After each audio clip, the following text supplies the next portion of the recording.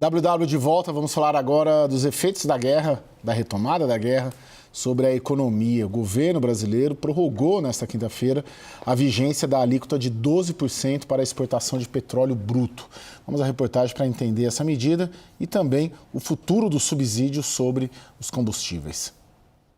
O imposto de 12% sobre a exportação de petróleo bruto foi prorrogado por mais 60 dias, até o início de setembro. A alíquota havia sido instituída no início de março por meio de uma medida provisória cuja vigência terminaria exatamente nesta quinta-feira. O Instituto Brasileiro de Petróleo, que representa petroleiras exportadoras, criticou a medida. Segundo o IBP, a manutenção do imposto afeta negativamente projetos de produção, planos de investimento e decisões empresariais. O governo defende que a alíquota ainda tem caráter regulatório, por desincentivar exportações e manter o mercado interno abastecido em meio à alta dos preços no mercado global. Porém, os preços do barril estão hoje mais próximos dos níveis pré-guerra no Oriente Médio do que dos picos registrados no auge do conflito, e parte dos subsídios do governo federal sobre os combustíveis já foi retirada. O preço do barril tipo Brent fechou a cerca de $76 nesta quinta-feira, 5% acima do nível pré-guerra, mas quase 35% abaixo do que havia sido registrado em 31 de março. Em relação a medidas para segurar os preços nas bombas, subvenções de R$ 1,20 e também de 35 centavos sobre o diesel foram retiradas entre maio e junho, mas ainda restam subvenções de 44 centavos para a gasolina e de R$ 1,12 para o óleo diesel. O governo havia sinalizado que pretendia começar a retirar a subvenção sobre a gasolina nesta semana, mas adiou a decisão em meio a novas rodadas de ataques no Oriente Médio. A expectativa é que o governo volte a discutir o tema na próxima semana. O ministro da Fazenda, Dário Durigan, disse que o governo não pretende criar novas subvenções ou ampliar as existentes. O objetivo do Ministério da Fazenda, com a guerra diminuindo de proporção, é retirar os subsídios. Nós não estamos discutindo aumento, nós estamos discutindo retirada de subsídio e o tempo da retirada. E reitero, o meu objetivo é a retirada dos subsídios. Bom, temos a participação nessa roda do Davi Zilberstein, ex-diretor da ANP, Agência Nacional de Petróleo, Gás Natural e Biocombustíveis. Bem-vindo, Davi. Muito obrigado. Boa noite, Caio. Boa noite a todos que estão aí. Boa noite. O Daniel Hittner. E o Daniel. Daniel Hittner, nosso diretor em Brasília. Boa noite, Daniel. E a Thaís Herédia. Saudade de vocês. Estou voltando de férias. Bem-vindo. Vamos lá, trabalhar, né? Ô, Davi, antes de entrar especificamente nas medidas do governo, como o governo está tratando, eu queria te ouvir sobre se você já conseguiu captar, se é que há algum impacto dessa retomada, tanto na expectativa quanto nos preços. Essa retomada da escalada já dá para medir e para traçar algum cenário em termos econômicos globais e brasileiro? Olha, Caio, não houve exatamente uma retomada. A gente pegar o preço do barril hoje, a matéria que nos antecedeu agora mostra um aumento de 5% em relação ao preço pré-guerra. Isso poderia ter acontecido em outras circunstâncias também. O mercado de petróleo ele é muito sensível a alguns acontecimentos que ocorrem naturalmente, como você tem muitas vezes algum problema geopolítico, um ataque a alguma instalação, ou, por exemplo, você tem também reuniões da OPEP que mexem, e tem um outro dado também, né, que é importante que quem nos ouça, que quem nos ouve entenda. Quando a gente vê o preço do petróleo, o preço futuro, normalmente está falando, em boa parte, ele não é um petróleo que vai ser entregue fisicamente. Ele muitas vezes é um papel, é um derivativo, alguma coisa, é um instrumento financeiro associado ao preço do petróleo que influencia esse preço futuro que a gente vê. E não necessariamente ele se materializa como petróleo. Então, eu diria que não deixa de ser uma surpresa, mas é também uma situação diferente do Estreito de Hormuz, digamos, normalmente fechado, o que é um caso inédito na história do petróleo. Sempre se falou da importância estratégica do Estreito de Hormuz, mas nunca tinha sido fechado. Já foi fechado, já foi reaberto, e o petróleo está, eu diria que a gente tem hoje, vamos dizer, vasos comunicantes, uma circulação periférica que está começando a se acomodar, e o mercado está reagindo, eu diria, bastante bem.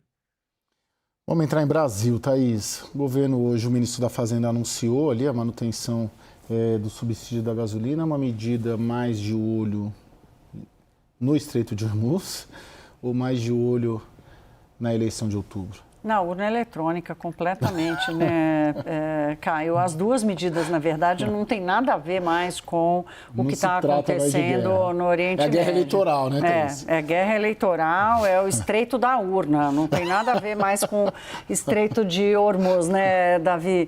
É uma medida fiscal, por um lado, o governo precisando aumentar a arrecadação, as despesas obrigatórias estão subindo mais aceleradamente do que o esperado, o governo vai lançando uma medida atrás da outra, então manter um imposto de 12%, depois dos meses que ele já foi vigente com o petróleo do jeito que está, cobrar 12% de exportação com petróleo a $100 o barril, como aconteceu, é uma coisa. Cobrar um imposto de 12% com o preço do barril a $70 é outra completamente diferente. E eu acho que lá no Ministério da Fazenda tem uma turma que faz conta e sabe qual é essa diferença, mas olharam para o tamanho do buraco e escolheram o buraco das contas fiscais e não a medida especialmente. E a mesma coisa vale para a subvenção, para o subsídio da gasolina, né? Também não faz mais nenhum sentido manter esse subsídio e essa é mais ainda porque ela bate diretamente no bolso do brasileiro, especialmente da classe média, e ela ajuda a segurar a inflação, porque o preço da gasolina tem mais reflexo sobre o IPCA, que é o índice oficial, do que o preço do diesel, por exemplo, que chega depois e mais espalhado. Ô Daniel, a gente pode resumir a conversa aqui que o governo tem uma justificativa boa para medidas ruins? Caio, bem-vindo de volta, sentimos sua falta. Acho que um ponto aqui que é muito importante a gente analisar, e eu vou entrar um pouquinho na seara do Davi Zilberstein, por favor, me corrija à vontade, professor, a herança que todo esse arcabouço de medidas do governo para dar subsídios, taxar petróleo, nos deixa uma situação de profunda imprevisibilidade para os negócios e para os setores da economia e para o próprio arcabouço fiscal, por que não? Vamos lá. Imposto de exportação de 12%. As petroleiras reclamam muito que, em boa parte do mundo, a cada 3 barris extraídos, você deixa 1 com o governo, impostos, royalties, etc. Aqui, com esse nível de taxação, você está deixando 2. Foi criado esse imposto de exportação por medida provisória, caduca a medida provisória, aí se justifica que não precisava de medida provisória. É um imposto regulatório, não é arrecadatório, não.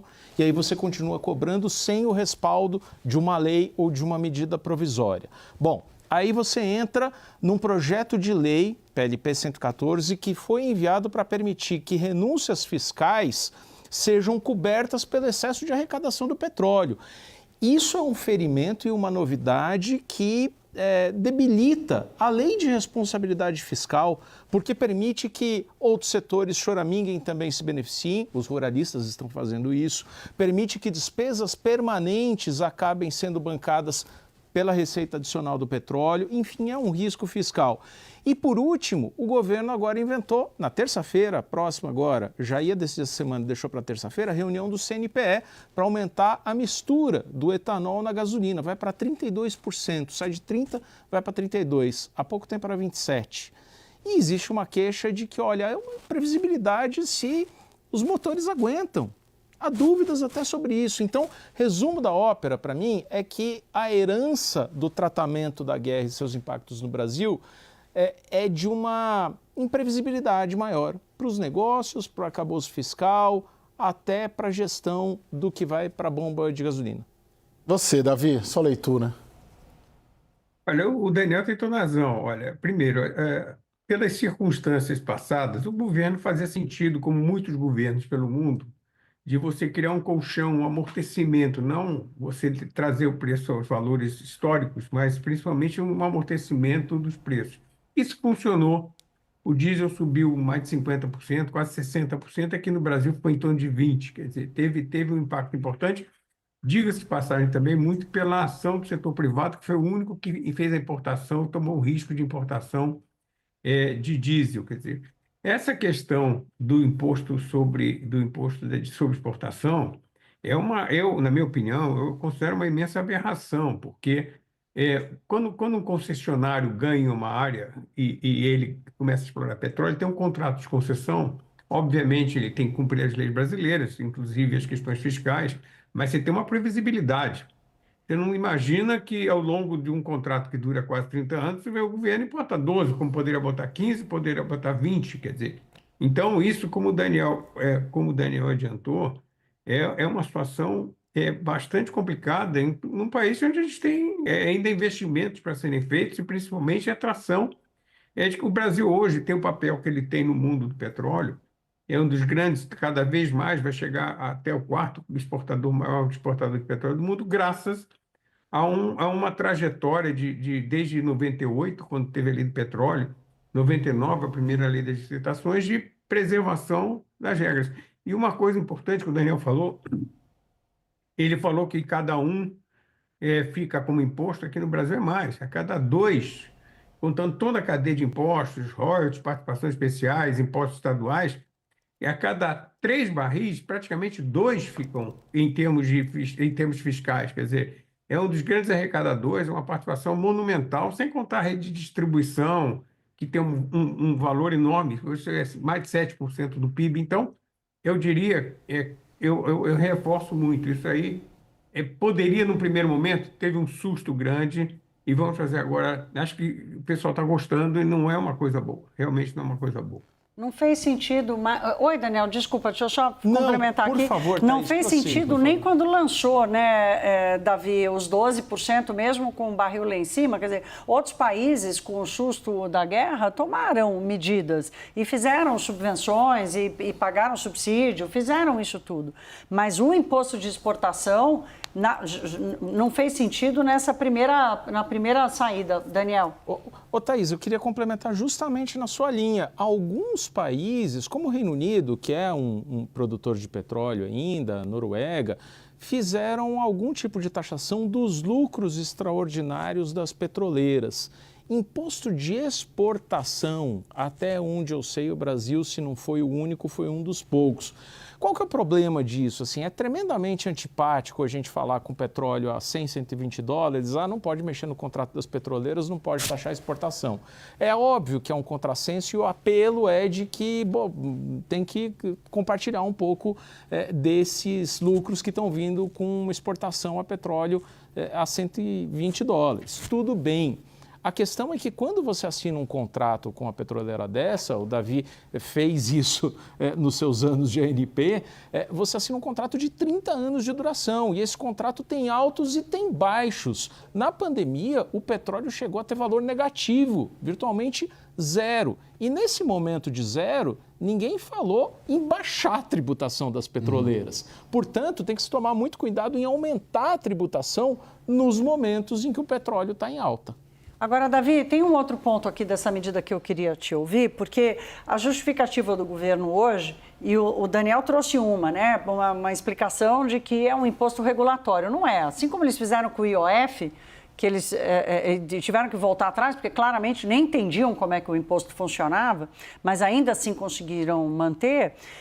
Dessa vez, o argumento deles é que, com o imposto, eles querem estimular o refinamento no Brasil, portanto, inibe a exportação para estimular o refinamento no Brasil, para não correr risco de abastecimento. Eu fiquei me perguntando, mas não há risco de abastecimento no Brasil? Da onde saiu essa justificativa, Davi? O Thaís, mais sério é o seguinte, se ele é transitório, a medida que saiu hoje é por 30 dias, né? 60 dias, não tenho certeza. E se ele é transitório, não será esses 2% que alguém vai fazer uma refinaria no Brasil. Uma refinaria é um imenso custo de capital e demora 5, 6, 7, dependendo do projeto, como aconteceu aqui no Brasil, vai demorar 10 anos para você fazer. Então, não será você taxando a exportação por 60 dias que alguém vai fazer refino no Brasil, porque esse grau de incerteza ele contamina outros investimentos na mesma cadeia de petróleo. Da mesma maneira que o exportador supostamente financiaria uma refinaria, como eu falei, Não dá nem para levar a sério um argumento desse. Quer dizer, como eu falei, no susto, muitas vezes o governo, eu fui governo um tempo, no susto você muitas vezes exagera, erra e ajusta. Agora, o que está acontecendo não faz sentido nenhum, ninguém vai, você vai inibir e vai fazer a refinaria. Não vai fazer, realmente não vai fazer. Você tem outras medidas e outras motivações para fazer uma refinaria, se for fazer, né?